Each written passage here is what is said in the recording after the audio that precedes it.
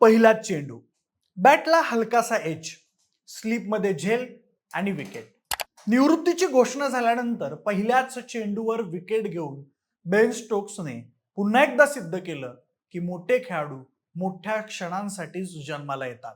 संपूर्ण स्टेडियम उभं राहून टाळ्यांचा कडकडाट करत होतं, तर सहकाऱ्यांनी त्याच जल्लोषात त्याचं स्वागत केलं. हा क्षण इंग्लंड क्रिकेटच्या इतिहासात कायमचा कोरला गेला. पण या तडकाफडकीच्या निवृत्तीवर त्यानं ड्रेसिंग रूम मध्ये सांगितलं की सततच्या मानसिक आणि शारीरिक ताणामुळे हा निर्णय घेतोय. माझ्यासाठी ही 15 वर्षांची कारकीर्द शिकवणारी आणि अनुभव देणारी होती. बेन स्टोकच्या या रिटायरमेंटमुळे कोच, सहकारी आणि चाहते सगळेच हळहळ व्यक्त करतायत. अनेकांच्या मते इंग्लंड क्रिकेटसाठी हा एका युगाचा अंत आहे. पण मंडळी, स्टोक्सने एवढा मोठा निर्णय अचानक का घेतला? त्यामागे केवळ थकवा होता की पडद्यामागे आणखी काही घडलं? अलीकडील वाद, मॅनेजमेंटशी मतभेद की वैयक्तिक आयुष्यातील ताण, यामध्ये नेमकं काय कारण होतं ज्याने हा बेन स्टोक्सला निर्णय घ्यायला भाग पाडलं? त्यासोबत त्याची 15 वर्षांची कारकीर्द कशी होती, याबद्दलची संपूर्ण माहिती आपण आजच्या व्हिडिओच्या माध्यमातून जाणून घेणार आहोत. नमस्कार, मी प्रथमेश आणि तुम्हाला तर माहिती आहे आपला विषयच भारी. मंडळी, क्रिकेट विश्वाला धक्का देणारी एक अत्यंत चकित करणारी बातमी नुकतीच समोर आली आहे. जून 2026 मध्ये इंग्लंड आणि न्यूझीलंड यांच्यात ट्रेंट ब्रिज स्टेडियम मध्ये सुरू असलेल्या तिसऱ्या आणि निर्णायक टेस्ट सिरीजच्या चौथ्या दिवशी इंग्लंडचा कॅप्टन बेन स्टोक्सने तडकाफडकी आंतरराष्ट्रीय क्रिकेटमधून निवृत्तीची घोषणा केली. मैदानात सामना अत्यंत अडीतडीच्या स्थितीत असताना आणि खुद्द स्टोक्स खेळत असतानाच ही घोषणा झाल्यामुळे क्रीडा जगतात एकच खळबळ उडाली. बेन स्टोक्सच्या या तडकाफडकी निर्णयामागे काय कारण होतं, याचा शोध घेतला असता काही दिवसांपूर्वी घडलेला एक मोठा वाद समोर येतोय.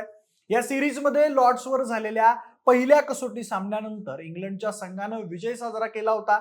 मात्र त्या विजयाच्या सेलिब्रेशन दरम्यान बेन स्टोक्स एका रात्री उशिरापर्यंत चाललेल्या पार्टीत वादात अडकला होता. त्यावरून मोठी शिस्तभंगाची कारवाई होण्याची शक्यता निर्माण झालेली होती. याच वादामुळे इंग्लंड अँड वेल्स क्रिकेट बोर्डाने अंतर्गत चौकशी सुरू केलेली होती आणि त्यामुळे स्टोक्सला न्यूझीलंड विरुद्धच्या ओव्हलला होणाऱ्या दुसऱ्या कसोटी सामन्यातून संघातून ड्रॉप केलं होतं. आणि या सामन्यानंतर जी चौकशी झाली त्यात त्याला निर्दोष सिद्ध केलं गेलं आणि तो तिसऱ्या कसोटी सामन्यात पुन्हा परतला. परंतु या संपूर्ण प्रकरणानं आणि मागील काही काळातल्या मानसिक शारीरिक ताणामुळे तो आतून प्रचंड अस्वस्थ झाला होता. त्यानं स्वतः कबूल केलं की लॉर्ड्सवरचा तो आठवडा खूप विचित्र होता आणि त्यामुळे त्याच्या कारकिर्दीबद्दल नकारात्मक भावना पुन्हा जागा झाल्या होत्या. मंडळी, गेल्या हिवाळ्यात ॲशेस मालिकेत ऑस्ट्रेलियाकडून मिळालेला 4-1चा पराभव आणि फेब्रुवारी महिन्यात झालेली चेहऱ्याची गंभीर दुखापत, त्यामुळे तो आधीच त्रस्त होता. त्यामुळं ट्रेंट ब्रिज कसोटीच्या चौथ्या दिवशी सकाळी त्यानं ड्रेसिंग रूम मध्ये आपल्या सहकाऱ्यांना सांगितलं की त्याचे पुढील 2 दिवस हे इंग्लंडसाठी खेळाडू आणि कर्णधार म्हणून शेवटचे असतील. त्यासोबत भावनिक होऊन त्यानं सांगितलं की कारणांबद्दल नंतर बोलू, पण मी या संघासाठी आणि तुमच्यासाठी माझ्या शरीराची आणि मनाची सगळी ताकद पणाला लावली आहे.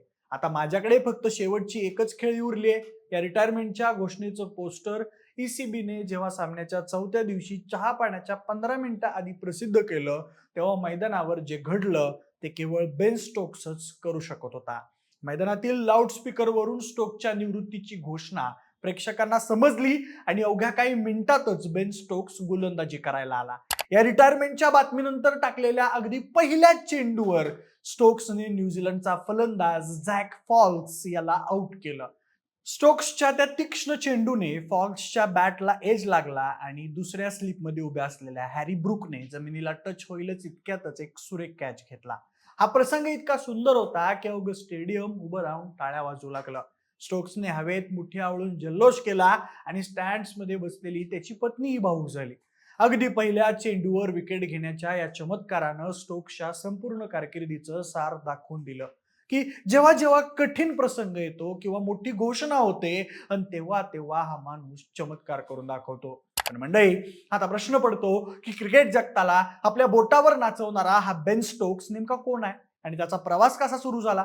मंडळी, बेन स्टोक्सचा जन्म 4 जून 1991 रोजी न्यूझीलंड मधील क्राइस्ट चर्च इथं झाला. त्याचे वडील जेरार्ड स्टोक्स हे न्यूझीलंडचे रग्बी लीगचे खेळाडू आणि कोच होते.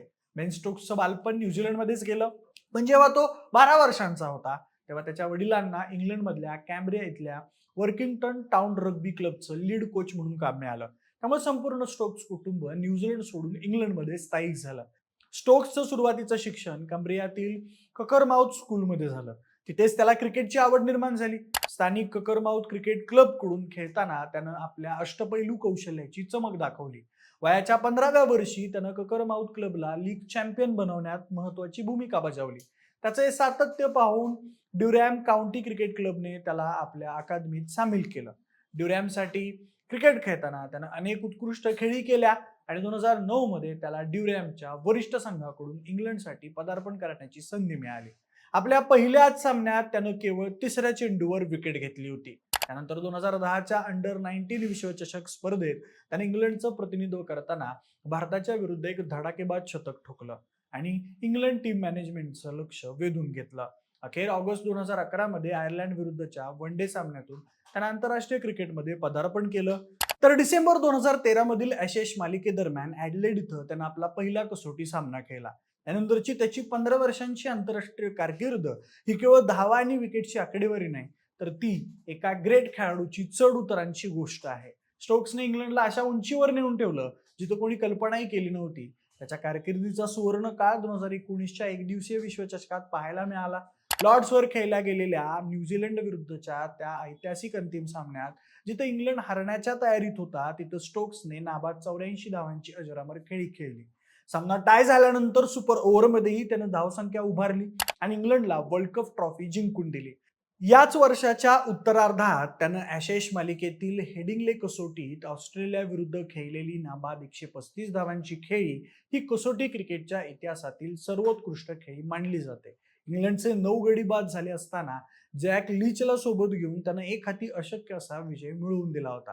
त्यानंतर 2022 मध्ये त्याने मेलबर्नमध्ये पाकिस्तान विरुद्ध T20 अंतिम सामन्यात नाबाद अर्धशतक ठोकून इंग्लंडला दुसरं जागतिक विजेतेपद मिळवून दिलं. 2022 मध्ये जो रूटने कर्णधारपद सोडल्यानंतर स्टोक्सकडे इंग्लंडच्या कसोटी संघाचं नेतृत्व आलं.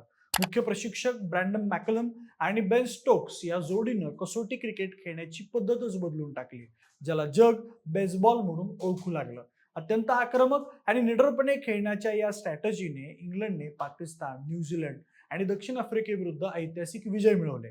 मात्र यशाच्या शिखरांसोबत स्टोक्सच्या कारकिर्दीत 2017 मधील ब्रिस्टल नाईट क्लब बाहेरील मारहाणीचं प्रकरण, त्यामुळे गमवावं लागलेलं उपकर्णधारपद, कोर्टाची पायरी आणि 2021 मध्ये वडिलांच्या निधनानंतर मानसिक आरोग्यासाठी घेतलेला मोठा ब्रेक असे भीषण उतारही आले. त्यात सातत्यानं सतावणारी गुडघ्याची दुखापत आणि तिन्ही फॉर्मॅटमध्ये खेळण्याचा ताण यामुळे त्याने 2022 मध्ये ODI मधून निवृत्ती घेतली होती, जी त्यानं 2023च्या विश्वचषकासाठी तात्पुरती मागे घेतली.